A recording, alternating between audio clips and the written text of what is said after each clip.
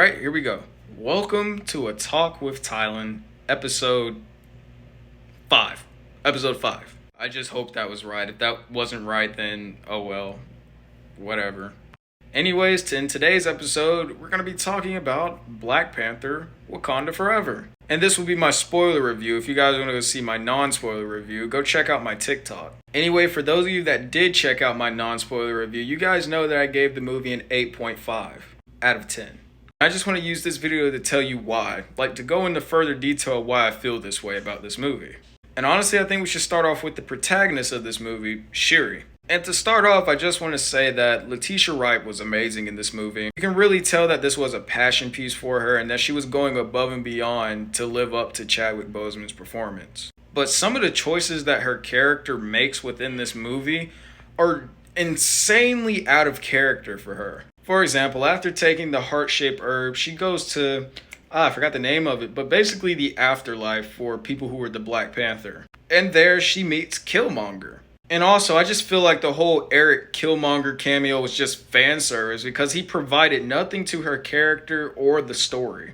He's literally just there to trash talk Shuri. There's no other reason for him to be there rather than to just make fun of her family being dead. And they also don't explain why she saw him instead of her family. She even questions it herself, but then it just gets brushed aside. But anyways, the reason why she becomes the Black Panther is for vengeance. Not to live up to anything, not to honor anything, but to get revenge on Namor for killing her mom. Yes, the Queen of Wakanda dies in this movie. By the way, her death was extremely dark. There was a really dark visual of how her face is just in the water and she's just sitting there, just drowned, dead. And basically Namor floods Wakanda and her mom dies within the flooding. Yeah. So after she takes the herb, talks to Killmonger, becomes the Black Panther, she wants to go to war with Namor's people for vengeance. Not to save Wakanda, not to honor anything, but to just kill him for killing her mom. And so I'm sitting there in the third act I don't feel good about this because usually revenge doesn't lead to anything good.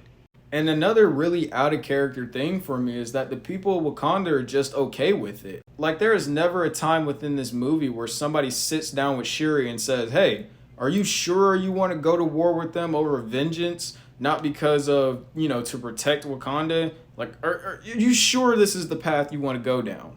Literally everybody, when I say everybody, everybody's okay with this. I think another big plot hole for this movie is how they just completely write off Okoye being demoted. So basically, for context, Namor wants to kill Riri Williams. And so the Queen of Wakanda sends Okoye and Shuri to go collect Riri and bring her back for protection. And there's also a subplot with the FBI that has to do with that. I genuinely did not care about the FBI subplot. It was cool to see Val and all that, but still, that didn't have to be in the movie. It was so pointless.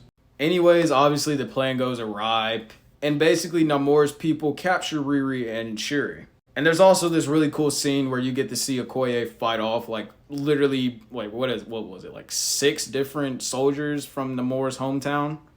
Obviously, she doesn't win because, they get captured, so. But anyways, Okoye reports back to the Queen, and the Queen is like, you screwed up, you lost my daughter, you're fired. And it's also a really good scene. It's basically that one piece of dialogue you hear in the trailer where she's like, I'm queen of one of the most powerful nations and I lost everything. Basically that one. I'm not going to quote it word for word. So basically after Okoye is demoted, you think you're about to see we're about to see a rogue Okoye go after Namor and save Shuri. Nope. Just completely written off. Written into a joke, actually. Later on in the movie, she becomes the Midnight Angel, which I believe that's a comic accurate mantle for her. But basically, when she's being introduced to the whole Midnight Angel armor, she's like, I don't do this anymore. I'm a civilian. Ha ha ha.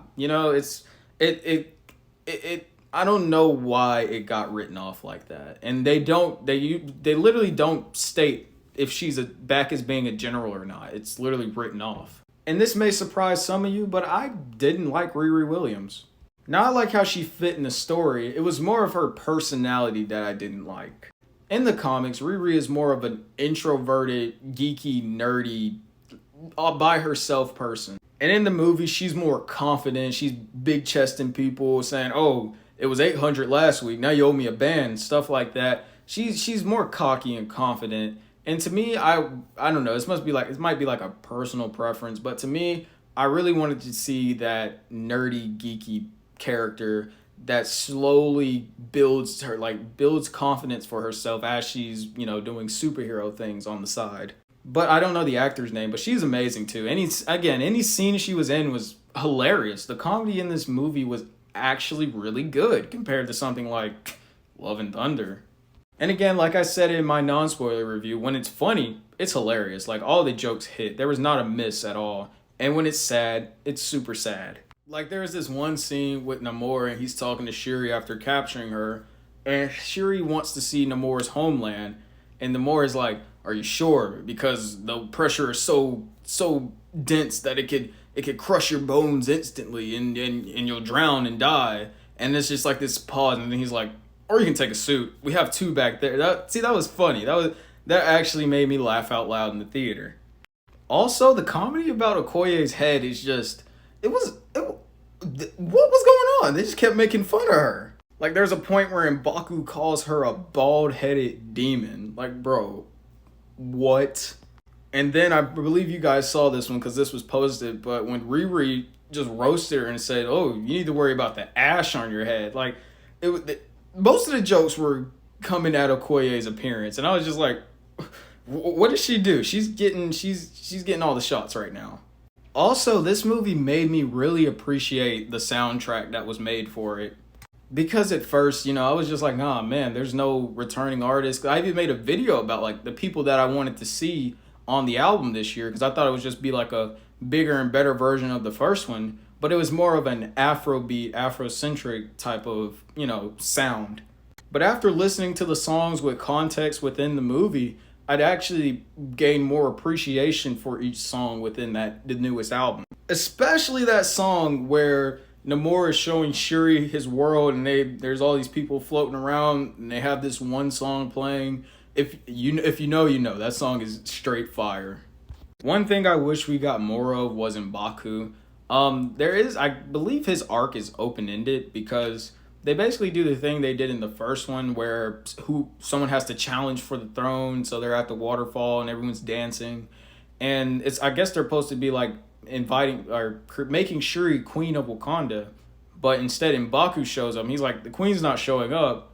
I like the challenge for the title of the king." And it just cuts away. It's open-ended. So I'm like, I don't know. That's another problem I had with it, is just like, what happened here? What are we doing here? And honestly, just back to the ending in general, to me, this movie just ended. I really thought there would be one more just resolve within the film, like maybe her going back to the ancestral plane and finally seeing her family because, she learned how to be noble with the Panther powers instead of, using them for revenge.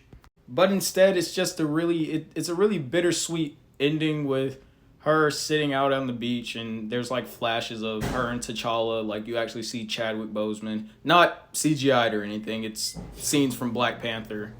And again, a lot of scenes in this movie are just left for your own interpretation. This is why I said I didn't consider this to be a Marvel movie, because not only did it not serve as a continuation of the saga, like you can honestly like take that movie and just put it in its own category as just a movie, and Marvel Universe was still fluidly, because again, there's really nothing that like it doesn't really serve like a big significance, because it's not really a Marvel movie, it's a tribute film. And also another thing that they just really don't explain and leave open-ended is the fact that Namor's people can like hypnotize people, which is crazy. Like they sing this song and then people just start walking into the water, just like killing themselves basically. And they honestly don't really explain how they learned how to do that. But honestly, I'm not gonna really hold that against the movie. It wasn't really a big deal. They only use it like twice and it gets shut down like immediately. I mentioned the cinematography in my non-spoiler review. Again, cinematography, amazing. And this movie does serve as like a good tribute to Chadwick Boseman. It really does. You can really tell that everybody was putting forth their best effort to make sure that they lived up to just him in general. Anyways, it was a really good watch. Again, I don't think I'll ever watch it again just because of what the movie stands for me. But yeah, 8.5 out of 10 for me. I hope you guys enjoyed this review. And if you guys seen it, let me know what you think. And yeah, see you guys later.